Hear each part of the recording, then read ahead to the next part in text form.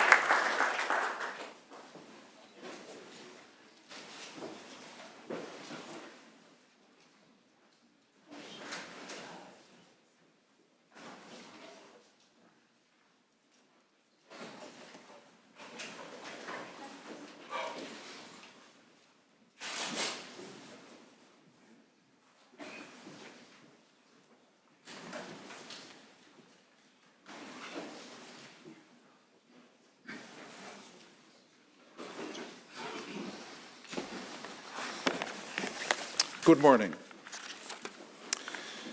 Mr. President, on behalf of the Parliament of the Kingdom of the Netherlands, I am very honored to welcome you and your delegation in the plenary hall of the Dutch Senate for this special meeting here today of members of both the Senate and the House of Representatives, in which we welcome you as our most distinguished guest.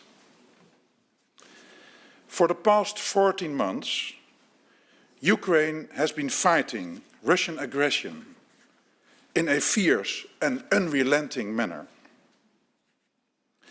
The way the Ukrainian people and your government have defended and continue to defend the territorial integrity, sovereignty, and autonomy of Ukraine impresses us greatly. The eyes of the international community are focused on your government and on the people of Ukraine. My colleague from the House of Representatives, Mrs. Vera Bergkamp, and I have met our colleague, Ruslan Stefanchuk, Speaker of the Verkhovna Rada, several times in the past year. As recent as 1 week ago in Prague, where we were together, he held an impressive speech about the European values that Ukraine is defending. Undoubtedly, your country's resilience is expressed in a telling way in the first words of your national anthem, which was written in 1862, but banned during the Soviet Union and once again re-established by the Ukrainian Parliament, the Verkhovna Rada, in 1992. The first sentence reads, "Ще не вмерла Україні і слава і воля." Ukrainian glory has not yet perished, nor its freedom. Mr. President, tomorrow the Netherlands will celebrate the importance of freedom since our country was liberated on May 5th, 1945. After almost 80 years, the scars of the Second World War are still present in Dutch society, both visibly and under the surface. But before we celebrate freedom tomorrow, freedom we so much wish for your country as well, we will first remember those we lost during World War II, and also all those Dutch military men and women who gave their lives for the freedom of others in conflicts all over the world. We will do so by keeping a 2-minute silence in Parliament later this morning and throughout the country at 8 o'clock tonight. Dutch poet Lieke Masman wrote the poem Europe 2022 the day after your country was invaded. And it translates to the war this country suffered 80 years ago as well. I'd like to share the final 2 sentences. The first resistance becomes the loudest protest. A new world is possible. Mr. President, I wish unto you and unto all of Ukraine the hope of a new world. Once again, thank you for visiting us today. I would now like to give the floor to you, Mr. President, and invite you to address the members of both houses from behind this lectern. Thank you very much.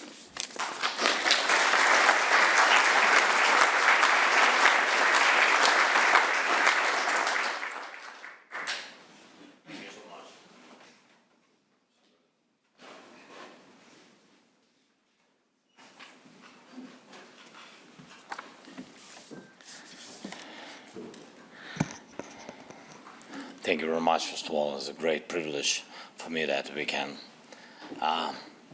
meet today, a special day for your country and I think for Europe. And so I'm honored that you host us today. Thank you very much. Ladies and gentlemen, it's an honor to address you, to to you, all of you, the representatives of both houses of the Parliament of the Netherlands, the chairman of parliamentary committees, and you, honorable speakers of the House of Representatives and the Senate of the States-General. When democracy is real with a stable tradition in the country, the Parliament is the heart of such country. And I'm sure that the heart of the Netherlands today will feel what the hearts of Ukrainians long for.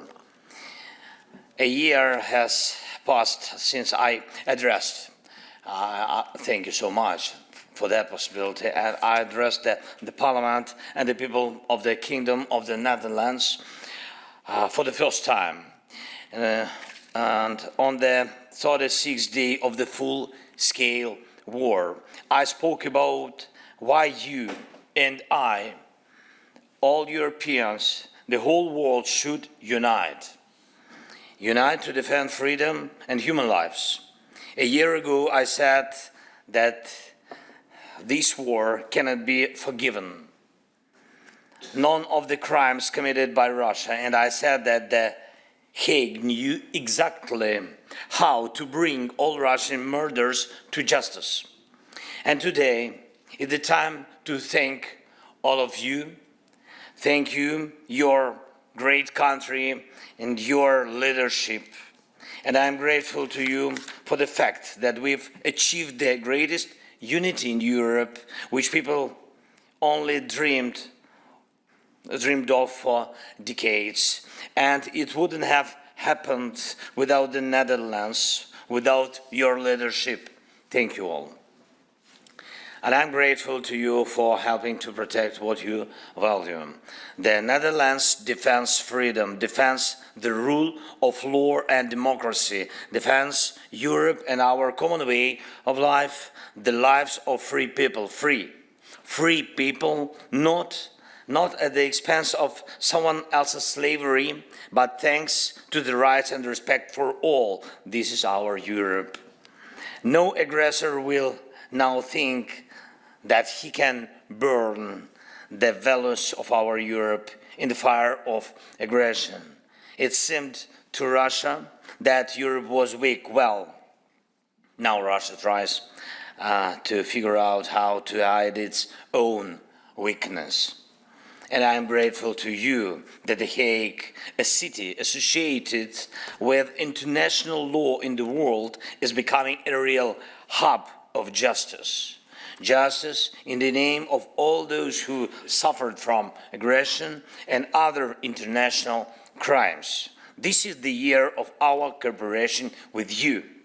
And I'm here to thank everyone in the Netherlands, everyone, from the Parliament to the smallest community, from His Majesty the King and the royal family, to every citizen of the Netherlands, from the government and to every family that helped us. My great appreciations. Helped Ukrainians who found refuge in your country. And thanks all of you.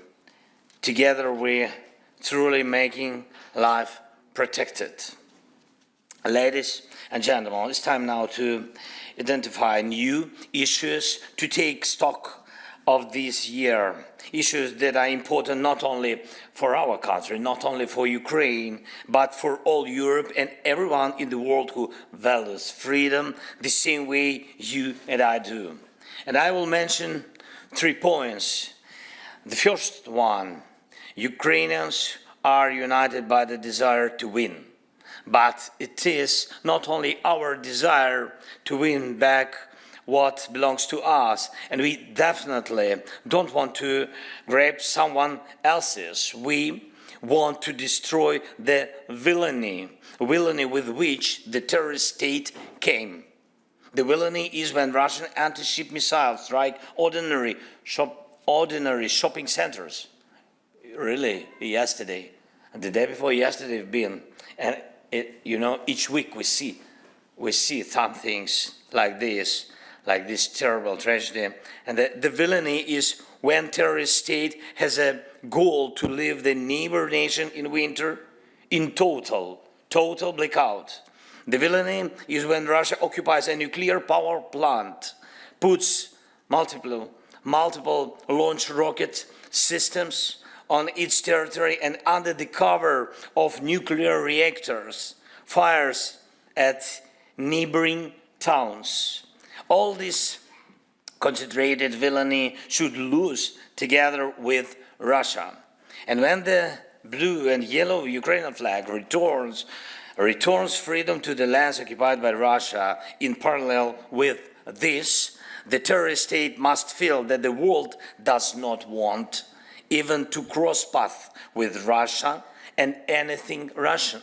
So yes to sanctions. So yes to Russia's isolation, yes to the pressure on Russian citizens to make them looking for the regime, Russian regime change in the country, yes to sentences for the terror, yes to universal rules for all jurisdictions to seize Russian assets and to use them to compensate for damages from aggression. We have to achieve this to the maximum to bring joint peace faster. The second point, this summer Europe has a historic opportunity to cut off oxygen to Russian revanchists once and for all. NATO July summit is quite the time that allows to remove the security uncertainty in Europe. And can you imagine that a part of your country, let's say Eindhoven or Groningen, could be outside the common security and legal space of the Netherlands in a gray zone, something like this, which will attract the attention of international criminals? It's impossible. Of course, it's impossible. It's absurd. The same way it's impossible and absurd to leave Ukraine outside of the security and legal space of our common homeland, Europe. Ukraine should receive a decision on the algorithm for joining the alliance. It is clear that we cannot join NATO now while the war is going on.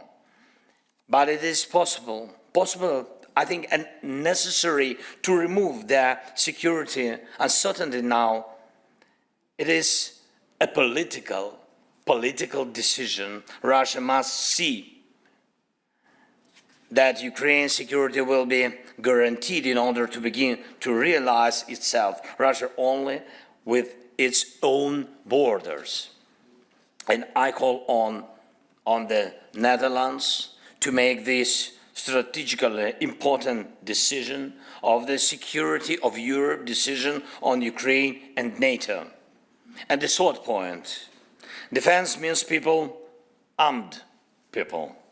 The more powerful the weapon and the longer the fire range is, the more lives, real lives, are saved from enemy each day strikes.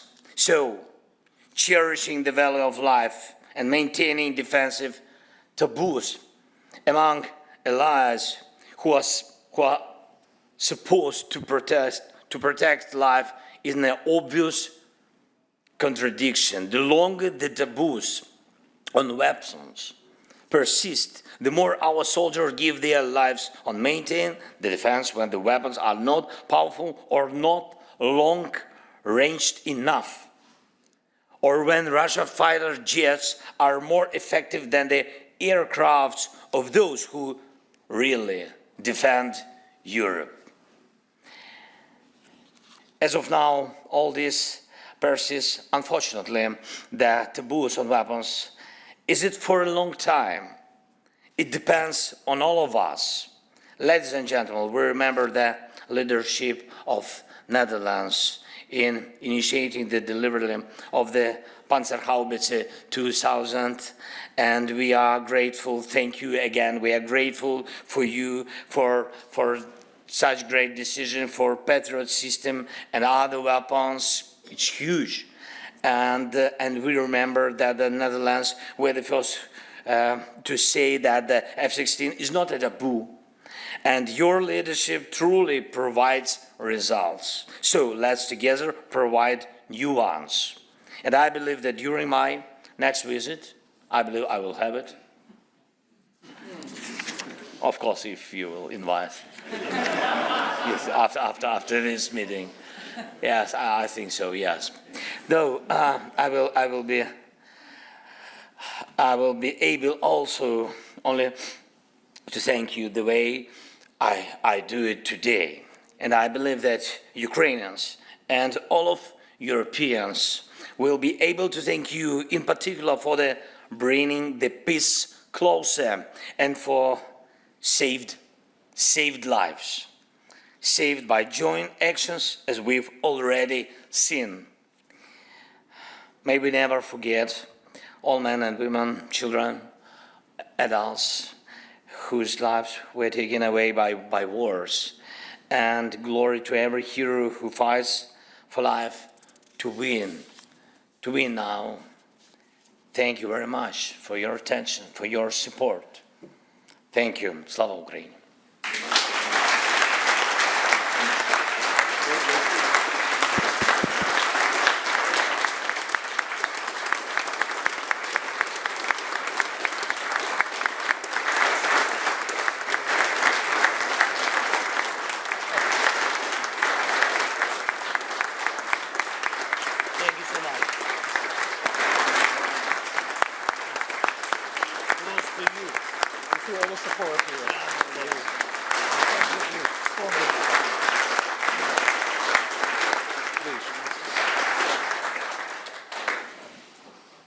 Thank you very much, Mr. President, for those impressive words.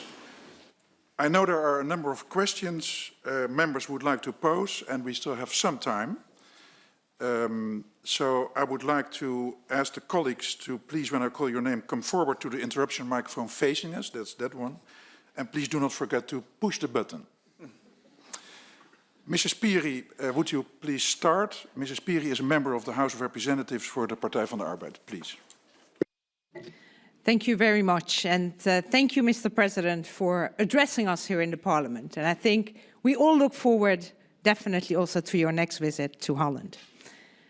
When it comes to your visit here, let me also take the opportunity, now that it's possible to do so in person, to show also the solidarity of our Parliament with the Ukrainian people. And you're in The Hague, and you already mentioned it yourself. It's a symbolic city, also known as the City of Justice. And my question to you would be, could you tell us why it is so important for the Ukrainian people in the midst of this war to also know that the war criminals who are on a daily basis conducting crimes on the territory of Ukraine will in the end face justice? Thank you very much for this question. I think when just ordinary people, ordinary Ukrainian people, which became strong because of the aggression, not because they wanted, because we didn't want the war, and we didn't want to show the world that we are very strong. We just wanted to live. And when, you know, when just people, fathers, mothers, and when they just lost their children, what they have two things: hate, and they need justice. Hate to aggressor. How to find that people that took their hearts and lives of their sons, daughters. And it's difficult moment, and difficult moment also in Ukraine. And I think that's why we really think that justice can bring these people back to their lives. Of course, not that life that they had before the war. Of course, nobody will bring them their killed children or husbands and wives. A lot of losses, it's a pity. We are speaking about thousands. And justice is really only one moment and one possibility to bring people to their lives back. It's very important, and we have to work together. Of course, they need some signal of energy that the life will continue. It's also about the victory and justice. What is the priority? I think for the people of the world, victory is priority. But I think for these people, for this, justice is a victory. Thanks so much. Thank you very much, President. Thank you, Mrs. Piri. Then we have time for one more question by Mrs. Nanninga. Mrs. Nanninga is a member of the Senate for the fractie Nanninga. Because I was too long, yes? So I will have only two questions. I'm very sorry to all the colleagues. Mrs. Nanninga. Sorry. Thank you. Thank you, Mr. President, for visiting us. And we stand, of course, in solidarity with you, with your country, with your people.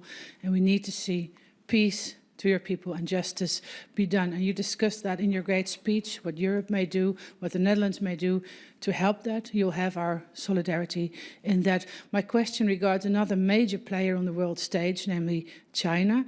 You recently had a long telephone conversation with the leader of China, Xi Jinping. Beijing is also known to qualify the illegal invasion for what it is, an illegal invasion. So, well, they seem to want to end the war just as much as we do, hopefully. How do you see the role in China to end the Russian aggression against your country and your people? Thank you very much. Our mission, as I said during my speech, is really, I think so, that we have to isolate Russia on all the directions. It's about business, about sanctions on business, about their any contacts and political unity in the world, what been before this war, and the basing on Soviet Union history and all these roots. And our mission is to isolate them and to show all the world the real life, the real truth, not something more. We don't need such narratives as Russia uses, the disinformation narratives. We don't want to have any influence on somebody's brains. We are free. That's why we are fighting for freedom. We want people to be free and to have a choice where to live, how to live, with whom, and etc. So, and my mission, like my political mission, that to have as much as possible countries, to involve them to this process. We created the platform for the finishing of the war. This is peace formula, but our peace formula. We don't want to be, a detail in a big game in some peace plans. We have peace formula. Why our? Because the war is on our land. That's why we know all these crises. We divided the war on 10 priorities. Of course, we have more crises than 10 because of this aggression, of Russian aggression. But 10 very basic, very priority crises. And we want to involve to these crises and to peace formula as much as possible countries. We have, for example, and we spoke about it with the leader of China. We have, you know that our nuclear station is occupied by terrorists. They have, for today, 500 armed people are there, Russian. Terrorists, Wagner's, different are on the station. And you know that the staff on the station, they're Ukrainians.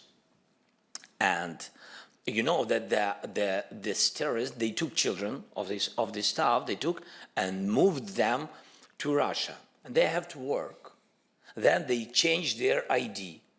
But they have to do it. These people on the station, because of their children. I understand what's going on. And how to deoccupy this, the occupied people, first of all. We're not speaking, after this winter, we're not speaking about energy. We know how to live with and without. We're speaking always about the people because human life is the first. And that's why how to rule and how to manage this situation. I have to involve as much as possible countries. Not to all the points of peace formula, because of course it will be too long dialogue and blocking from Russia and other countries. But if we are speaking about nuclear security, which is important not only for Ukraine, because this is a war, not only the war of Ukraine. 6 blocks station, nuclear station, is the biggest, 6 times bigger than Chernobyl. So it's dangerous not for Ukraine, it's dangerous for Ukrainian people, and for all the Europe. 6 block is the end of all the Europe. That's why we have to involve. China was the one of Budapest Memorandum guarantor. That's why they have to be in this process. That is the first question, which we discussed long. And the second one was about the grain corridor, which is also important because we moved and transferred before the war a big volume of wheat to Asia, Africa, and to China. And if we see that Russia each week want to block this corridor, even when we have negotiations with United Nations and with Turkey on our side, and they had negotiations with United Nations and with Turkey on their side, 2 different documents, but it means that one corridor.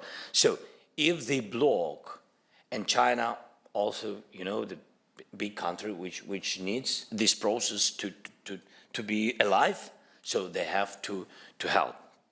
And I spoke also about the deported children. That moment that we can't manage for today. That is true. No international, it's a pity.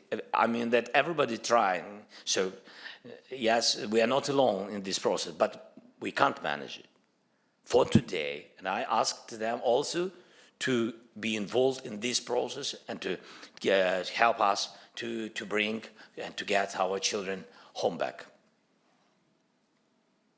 Thank you and Godspeed. Thank you so much. Thank you, Mr. President. That was the last question. I will now give the floor to my esteemed colleague, Mrs. Bergkamp, Speaker of the House of Representatives, for some concluding remarks.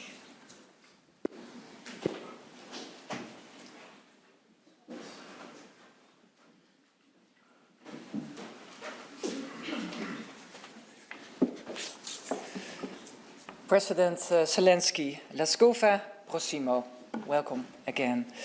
On behalf of the Senate and the House of Representatives, I would like to thank you for visiting our Parliament today. We cannot begin to imagine what you and your fellow citizens have been through last year. Mr. President, the relationship between your country and our Parliament is strong. Our standing committees on foreign affairs, defense and development corporations are monitoring the current situation in your country closely. Let me also mention the growing amount of Ukrainian refugees in the Netherlands. At the moment, we have welcomed more than 90,000 Ukrainian refugees.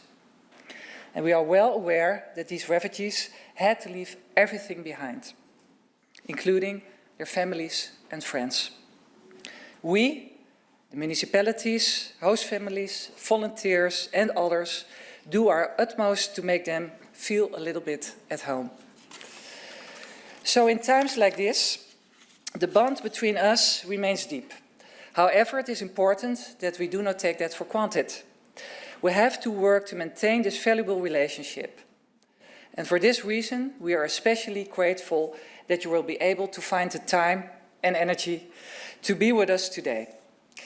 My colleague, Jan Antony, and I had the pleasure of meeting Mr. Ruslan Stefanchuk, the chairman of your parliament, last week. And he also helped to arrange a working visit for a parliamentary delegation of our Standing Committee on Foreign Affairs. And their visit to Kiev, Bucha and Irpin earlier this year made a deep impression on them.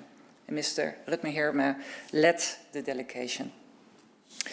Mr. President, your visit to our parliament at this time with your country at war has been very special, maybe historic.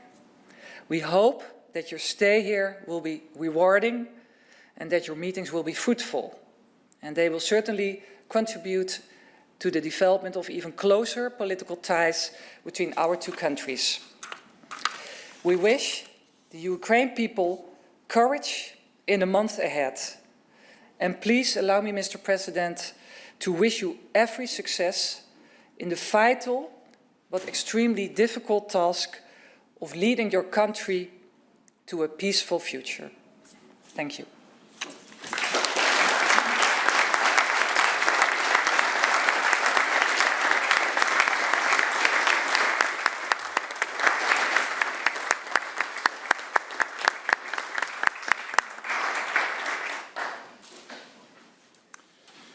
Herewith, our meeting has come to an end. Thank you all for participating, and thank you, President Zelensky, for visiting us. The Ukrainian delegation will now leave the venue. I request all members to stay seated in the meantime. Thank you very much.